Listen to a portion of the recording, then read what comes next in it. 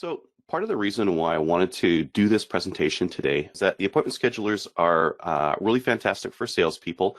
Most salespeople need this kind of a thing. There's just trying to play phone tag these days is kind of a pain in the butt, especially during COVID. And appointment schedulers kind of stop the phone tag. So it's really great from that aspect. A lot of businesses out there might have a small sales team of 5 or 10 or maybe even larger. And for them, doing these one by one is kind of a waste of time. It's a lot of time to do this kind of a thing, and there's a better way of doing it. So I kind of wanted to show that better way, how to reduce some of the frustration and how to just get a better result out of it. So in terms of what we're going to cover today, we're going to go over approach, preparation, authorizing apps, and then training and tests. So these are going to be our 4 steps that we're going to use with setting these up for salespeople or whoever you need to set up appointment schedulers for in bulk. Now, I'm not covering one specific spot, and that's the basics of appointment scheduling. So we have a previous YouTube video that was one of these presentations on appointment scheduler best practices. That one talks more about the basics. That one will walk you through how to create an appointment scheduler. And as well, we also have a help article at engage.activedemand.com. That's really good for just the basics of setting up an appointment scheduler. So I'm not going to go through the basics today. This is primarily process and how to deploy these things in bulk. So first, we'll talk about approach. Really, we have a couple of goals when we want to take an approach like this. One is just to save time. If we're deploying these things for 10 people and we need to do 10 times half an hour meetings with all of them, that's going to be 5 hours. And I don't know about your week, but my week's pretty busy, and trying to cram in 5 hours of meeting time is kind of impossible. And another is to save frustration. Nothing's more frustrating than having to go back and forth multiple times, or not knowing what a salesperson needs, or maybe asking them to do a little bit more than they're technically comfortable with. And then the last one is increasing adoption. So when we think about it, these appointment schedulers save time. Like without a doubt, they save time. They save time and frustration.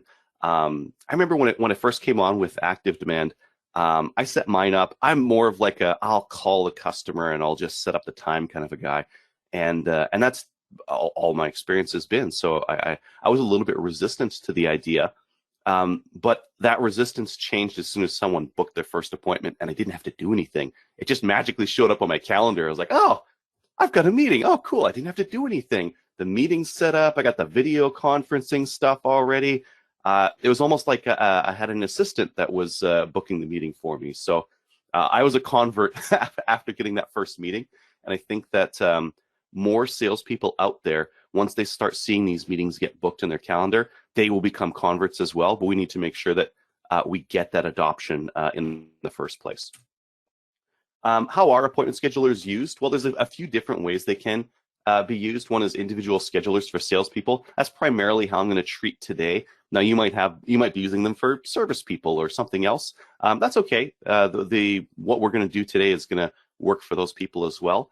There's a couple of interesting other ways you can use them. You can convert them as a lead, so you can handle it as a group of salespeople. So a good example for this might be like tours, like facility tours. That's a lead. Okay, well, we'll hand that off to a salesperson. Or in scheduling internal team meetings where you need to book an entire project team at once. They're fairly useful for that kind of thing as well. We're primarily going to be talking about the salespeople idea, but again, lots of different use cases out there. For traveling salespeople who need to fully book road trips, this is a killer way of doing it, because you can say, okay, I'm going to be in Dallas on the 22nd and 23rd. Please book some dates in that time. So you can send them a scheduler that would just have those dates available. And then you can start talking to your prospects to see if you can get some meetings and fully book that road trip so you maximize it. Busy executives who don't have an EA, this is a great way of booking out those meetings. Maybe they don't have time to follow up with a dozen customers to see if they can get account reviews or whatever they need to get going, but they can if they're using appointment schedulers. Real estate agents, you need to organize show home viewings, fantastic for that kind of thing. And then as well, appointment-based businesses like eye care, dentists, and that kind of thing. So let's get into preparation. I mean, I think Benjamin Franklin said it best. Failing to prepare is preparing to fail. This is the more work you put in here is just going to make it smoother, faster, less frustrating, easier later on. So the things that I like to do for prep, first, build an appointment scheduler for yourself. Maybe you missed one of those basic steps first, or maybe you need to figure something out. But in any case, having that first person story when you're talking to the people you're setting up these appointment schedulers for, having one built yourself is going to go a long way. You're going to be able to talk about it passionately and with a first person perspective. And next, we have to gather a whole bunch of stuff. So there's a big list. By the way, this presentation will be available after we're done today, so you can copy off of this all you want, and we're happy to send the deck to anyone who asks. But in any case, there's a few things you're going to need to grab. We're going to build an appointment scheduling page. You need to grab anything special or specific for each different salesperson. So special text. If you're going to put a headshot, like a face on each of these appointment schedulers, you'll need to get a good version of those. Any special questions for the form. So like the booking form could say, oh, are you interested in this kind or this kind of home? Or are you interested in service A or service B? So you can ask some pre-qualifying questions in that appointment scheduling form. And then desired landing page URL and that kind of thing. And that URL, they only really get to pick like what's at the end. So for myself, I could pick between like Adriel or Adriel Michaud or I don't know, marketing Adriel, something like that, right? So we can pick those out as well. And then you want to gather assets per salesperson. So the kind of things you want to get: name, email address, standard working hours, how much time to put between meetings. Like, do you want to bookend those meetings, or do you want 15 minutes between them? I kind of prefer 15 minutes between meetings, because I find if I go from one meeting to the next, I don't get to prepare, and my next meeting isn't as good. And then how long meetings should be by default. So it's a couple of things you need to prepare here. Generally, most people will benefit from just using a spreadsheet. If you're going to do, I don't know, 4 or more, I would just use a spreadsheet for this kind of a thing, because it's an easy way to gather all the information and know what you're missing. So an example might be something like this, where we've got the name, we've got their emails, we've got their working hours. We can see that Jane wants the lunch hour off, and Bill's willing to work through time between meetings, default meeting length, and then that appointment schedule URL. And I'm showing a couple of different versions there. So these are just some quick different options that you could use to build and gather this information in bulk. And remember, we're trying to save time, so we need to gather the stuff in bulk. Next, we have to do a little bit more prep work. So first, we're going to create the salespeople as employees in ActiveDEMAND, and then we're going to build some stuff out. So that booking page, you may want to standardize that between your different salespeople, or maybe you want to custom. It's up to you on what you build out of that. You're going to need to get create and get approval on whatever copy needs to go on there, whatever copy needs to go into the reminder emails, and then whatever copy needs to go into the confirmation page. So once someone actually books it, we're going to send them to a page or do something. What's that content going to be? Maybe it's in preparation for your meeting, make sure you, I don't know if it's an optometrist, take some eye drops before, I don't know, something like that. And then we need to think about some additional setup. So we're going to set up all those salespeople as employees. We're going to create a new appointment calendar for each salesperson. We're going to configure all their settings that we just gathered, their availability, their scheduling options, all that kind of stuff. And then we're going to edit the scheduling page URL. And then finally, we're going to go ahead and edit that landing page, or that scheduling page. So mine looks something like this. And you can edit it to however which way you want it to look. If you're going to do a whole bunch of these and you want them all to be the same, I would just build this out as a template, a landing page template, and just use it like that so that you don't have to edit them one by one. All right, so we've done all our prep work. The next thing we need to do is authorize the apps. Now, because of the way that these are authorized, we'll probably need to meet with the salespeople or have them in a room, or book in like little 15-minute meetings with them or something like that. Or I prefer just doing these in small groups. Small groups of 4 to 6 people are fine for this kind of a thing, especially if they can bring their laptops and do the authorization with you there just to hold their hand in case they run into any stumbling blocks. So let's talk about what they need to do. So yeah, we'll video call them, or we'll meet the salespeople IRL, or in real life for internet speak. We'll log into their ActiveDEMAND account, or we'll have them do it. So if you're going to do this in a group of 6 and they all have laptops, I would have them all do it. Or if we're going to do a video call in groups of 6, I would just have them all log into their ActiveDEMAND account. Once they're logged in, I'm going to show them how to go to their appointment calendar and add app under calendar sync. They're going to add whatever Google or Microsoft calendar they have. They're going to add and authorize their GoToMeeting or Zoom account if they want to do video calls.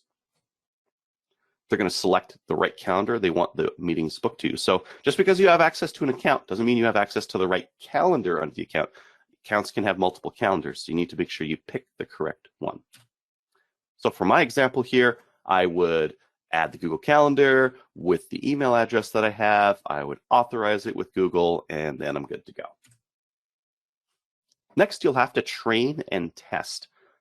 There's a little bit of training that needs to go on here, that the salespeople need to know how it works and what to do with it. And there's a little bit of testing that that's valid to do. Sometimes you'll find something that's horribly wrong when you test it. Maybe the content you wrote does not match what the salesperson wants, or you might find something else that's interesting that's good to know. So I like to give the salesperson the URL to their new scheduling page, because they can use that. They can use that in places like their signature, right? Modify their email signature with them so that the link is included. So this would be like a book a meeting with me or schedule a call with me.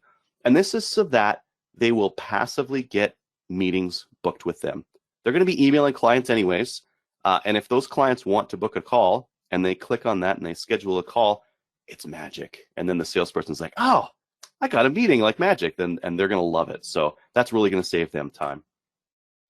You'll want to go through with them how to book holidays and how to make sure that time isn't booked in their calendar. So it's easy, booking in your calendar. If you want a day off, you need to make sure it's booked off in your calendar, or else the system might start putting some client meetings there. So that's really all there is to something like that. If you want lunch hours off and you don't want to do the scheduler thing, you can put lunch hours off. If this week you're going to take Mondays off, just book the Mondays off in your calendar, and you won't get any appointments on there, right? And then you need to test. So the purpose of testing is both to make sure it's working correctly, and it's also a training step. It also shows the salesperson how it's going to look and what's going to happen. So I would recommend booking a test meeting with the salesperson. So book it right on their calendar. And the purpose of this will show the salesperson how the meetings show up in their calendar. So they'll see the options to cancel or edit. They'll see what's in the actual calendar item. They'll see it pop up in their calendar like magic, all that good stuff that we need to see.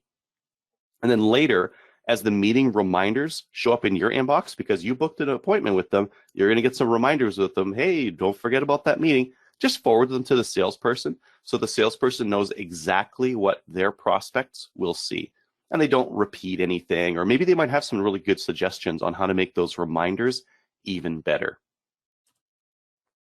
And then finally, one thing that I like to do in these meetings is book a check-in 1 week later to see if the schedule is in use and to see if the salesperson is using it and if they have any questions. Maybe something happened that they didn't expect. This is the chance to kind of resolve that. So that quick little 15-minute check-in is super valuable to ensuring adoption. Lastly, just a couple of change management tips here. Use analysis on how the salespeople benefited to sell the idea to resistant salespeople. When I say resistant salespeople, some people will jump on new technology and they want to save time, and they'll put the little bit of time in upfront to ensure that they're more efficient going forward. Some of them just want to do things the way that they've always done them, and they'll be resistant and they don't want new things. But they'll be more likely to do it if you can prove that it's working for other salespeople. If your top salesperson of the month is using it, or if some of the guys or some of the ladies are using it and saving a lot of time, they're going to really love to see some of those quotes from them or share some of those benefits from them. So if you hear one-on-one from any of the salespeople, hey, this happened, and then the meeting got booked, and they finally showed up. I think it was because of the reminders. Share that amongst the group. Share and democratize the learnings from that stuff, because you really need to communicate these benefits out to everyone and make sure that people know what the benefit of it is. Otherwise, they might fall back to their old ways of just doing everything manually, and that's no good for the company, because then the company is paying money for people's comfort, I guess, for their comfort in using the old thing that they've always used all the time. It's not time effective. And then finally, work with management. Make sure you're working with management so that you're able to deploy this kind of stuff, and they'll have some recommendations on how to help out with that as well. Finally, if you want to learn more about ActiveDEMAND, head on over to learn.activedemand.com.